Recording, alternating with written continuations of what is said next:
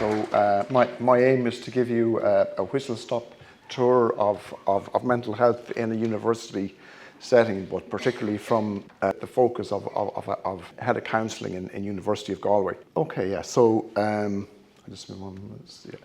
So some of life's struggles, no matter how hard we try, we're not able to resolve them ourselves. So speaking from my own experience, you notice I stammer.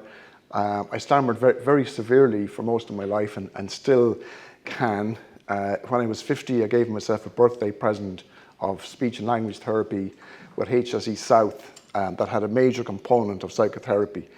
And you end up with this, somebody that can't shut up, that has a lot to say, and that stutters. So Caroline, you did a very brave thing, inviting me up here to speak for 8 minutes. So we'll see how we get on. I'll do my best. So, it's self-evident. We know it experientially. We know it from the research as well. So, as you know, 80% of students will thrive in college, 20% will struggle at times, and of those, 5% are going to end up in crisis at some point. So while a student counselling is only one of the mental health supports in the university setting, it's a really crucial service as well, and it's the only service that's 100% dedicated to mental health.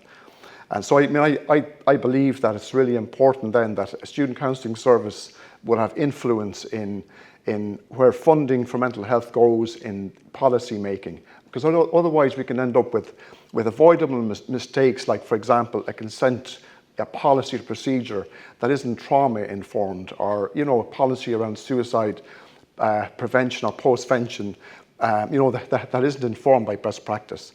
So since I took over as head of counselling in 2018, the breadth and depth of the role that I play in student mental health has expanded exponentially, as it has for my other colleagues in student services. And so this development was prompted in no small way by the development and the commissioning of the National Student Mental Health Suicide Prevention Framework, and not to forget the consent framework as well.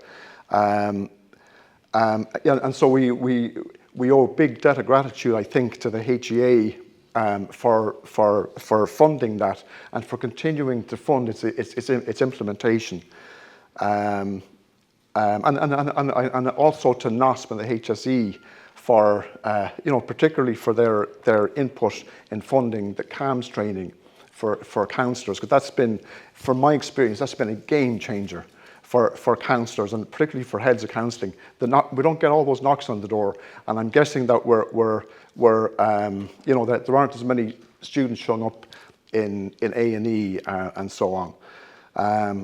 And then just to not forget the people that are behind this. So we've got like Tim and Ross in the HEA, Caroline as well. We have Sarah in NOSP, and not to forget our Taoiseach, Simon Harris, who's been behind this cause for many years. So this is a non-exhaustive list of some of the PSHE initiatives that were initiated by PSHE but funded by the HEA and the HSE and NOSP. I struggled to pick out one of them because they've all been extraordinarily helpful. For student mental health, but just to pick out maybe one or two together, all, even though it's designed as a support for all students, and don't tell anybody, but I've said in our university that staff can log in there as well. But what's happened, because of the check and balance system in there, so at times together all have identified students that are potentially at risk, so then they contact the respective head of counselling or contact person in the university, and in a number of cases, those students were indeed at actual risk of suicide. And then just one other point, one other kind of thing to mention there is Mind Declined, which is it's a bespoke database the development which was financed again by the HEA, and that can be automatically programmed to link to 3SET, which is a database that Barbara Dooley is in UCD is I've forgotten the word, in charge of. Hopefully that'll work. Okay. Yeah. So just one example. So the framework calls for a top-down, bottom-up, all college-wide approach. Just one example of how that works in our university is the student care team. What it is, it's a fast-track support for students that are experiencing a crisis. So it could be a crisis around suicide, severe mental health, could be housing, finance, could be behavioural. So we meet every month just to review the caseload that's there, but we can convene, if there's an emergency, we can convene very quickly. And because we meet on a regular basis, there's a much greater collaboration between all those services. So sometimes just maybe a few of us, like myself, the health unit, chaplaincy, we might just meet together and we can alleviate the distress immediately. But sometimes we just all need to meet together. So it's proven very effective in sharing the responsibility, decision making, and it reduces risk. Thankfully in our university we do have the support, from Director of Student Services, our Dean of Students, and then from there we can get university management and Kieran, the President. And just to touch on a few other activities. So again, the consent framework, I don't believe would have happened without the support of the HEA and funding from there. And I think at times, sometimes a bit of direction from the HEA can make a massive difference. For example, it wasn't possible in some HEIs to hire a head of counselling. The HEA said, do it, here's some money, and all of a sudden it's possible.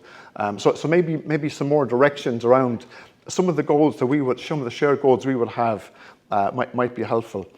The other thing we can do is we can respond to trends. For example, with the additional allocation funding, some of our counsellors have developed an eating disorder therapy group, which has proved to be very effective. Also a neurodivergent support group, and more recently again then neurodivergent awareness training for staff. But what we've done is we've included students in that, because it's like nothing about us without us. So why would we have a meeting talking about them when they're not there? It's just going to further marginalise it. So I think again, like other speakers have said, the student voice is really important.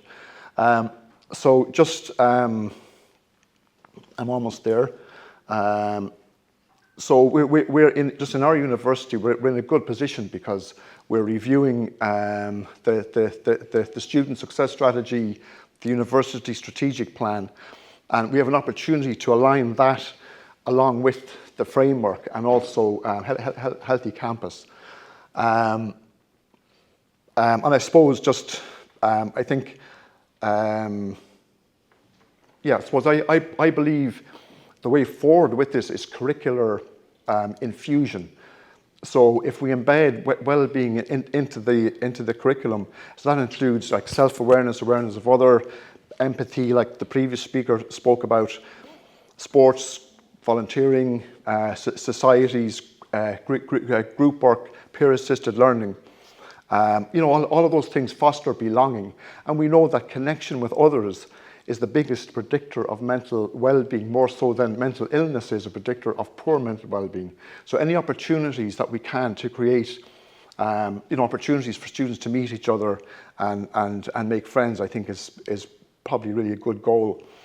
And we know from the surveys that Pádraig McNeela does in our university every year, students will say, we will not go to bolt on well-being. We won't go to bolt on time management or academic skills, but we want it. 84% or more of students said we want this in the curriculum.